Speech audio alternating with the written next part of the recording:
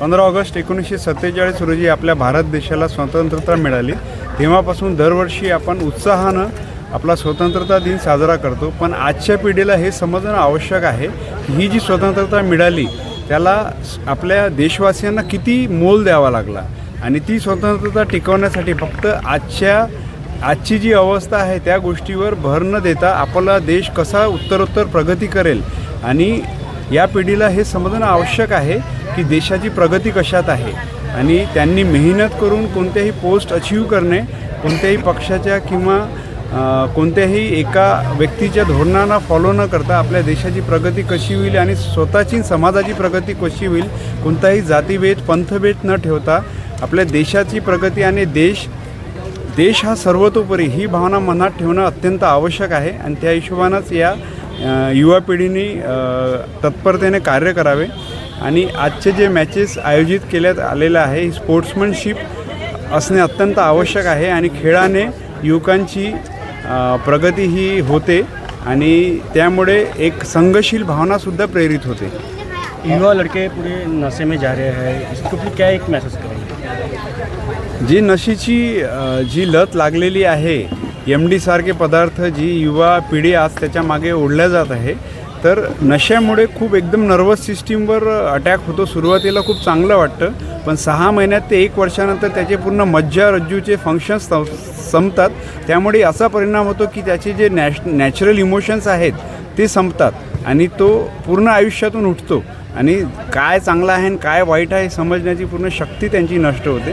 त्यामुळे युवा पिढीला माझा एक सल्ला आहे की कुठेही नागपूर हद्दीत नशाचा व्यापार किंवा नशाचे पदार्थाची विक्री जात असेल तर 112च्या नंबरवर डायल करा, आम्हाला माहिती द्या, नाव गुप्त ठेवण्यात येऊन कारवाई करण्यात येईल। अजनी हद्दीत पण आपण मागच्या 1 महिन्यापूर्वी 290 ग्रॅम MD पकडलेली आहे।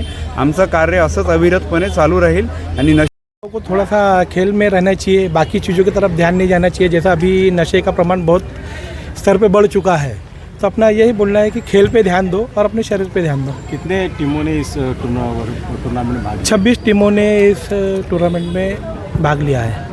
क्या महिलाएं भी? हाँ, महिलाओं का मैच है अभी इसके थोड़ी देर के बाद में महिलाओं का भी मैच है। इसके विजेताओं को क्या पुरस्कार है? विजेताओं को 21,000 रुपये का पुरस्कार दिया जाएगा, उप विजेता को 15,000 और थर्ड प्राइज 11,000 रुपये।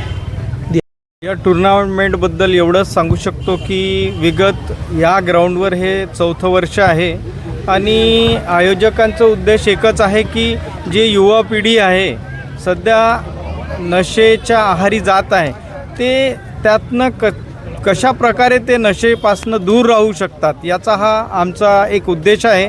आणि ज्या प्रकारे भारत देशाला स्वातंत्र्य मिळून आज 80वा स्वतंत्रता दिवस आहे, तर हे स्वतंत्रता जे आपल्याला मिळाली आहे याचं खूप मोठं मोल ज्या भगतसिंगांनी दिलं आहे तर त्यांचं काहीतरी आपल्यावर ऋण आहे, कारण हे आपण तेव्हाच टिकवू शकू जर आपली ही यंग पिढी हे नशेच्या आहारी न जाता हे जर चांगलं देशसेवेचं काम करेल, स्वतःसाठी चांगलं करेल, समाजासाठी चांगलं करेल आणि स्वतःच्या परिवारासाठी चांगलं करेल, तर हा देश नक्कीच चांगला एक महाशक्ती बनल्याशिवाय राहणार नाही। या प्रसंगी एवढंच सांगू शकतो। स्वातंत्र्य दिनाच्या शुभेच्छा देतो आणि सरांनी जसं सांगितलं की नशामुक्ती तर जेवढं आपण लोकांमध्ये हे आकर्षण वाढवू शकतो ते एवढा विचार आपण पोहोचवले पाहिजे। खेळ असा माध्यम आहे की ग्राउंडपासून सर्व गोष्टीच्या उपलब्धी होतात। राष्ट्रीय एकात्मतेचा संदेश आपण या खेळाच्या माध्यमातून देण्याचा प्रयत्न करतो। गुड्डू पाल जी आहे, बाकी सर्व त्यांची टीम आहे, नेहमी या आयोजनाचा प्रयत्न याच्यासाठीच असतो की एक युवा ग्राउंडमध्ये बिझी राहायला पाहिजे, कोणत्याही नशेच्या समोर तो आहारी ना गेला पाहिजे। याचा अर्थ हे की खेळ माध्यम हा एवढा मोठा माध्यम आहे त्यांना नशेपासून दूर ठेवण्याचा। सर्व युवकांनी आपल्या शिक्षणावर, आपल्या खेळावर आणि आपल्या वातावरणावर लक्ष देणं गरजेचं आहे। एवढं बोलतो सर्वांना स्वातंत्र्य दिनाच्या शुभेच्छा देतो।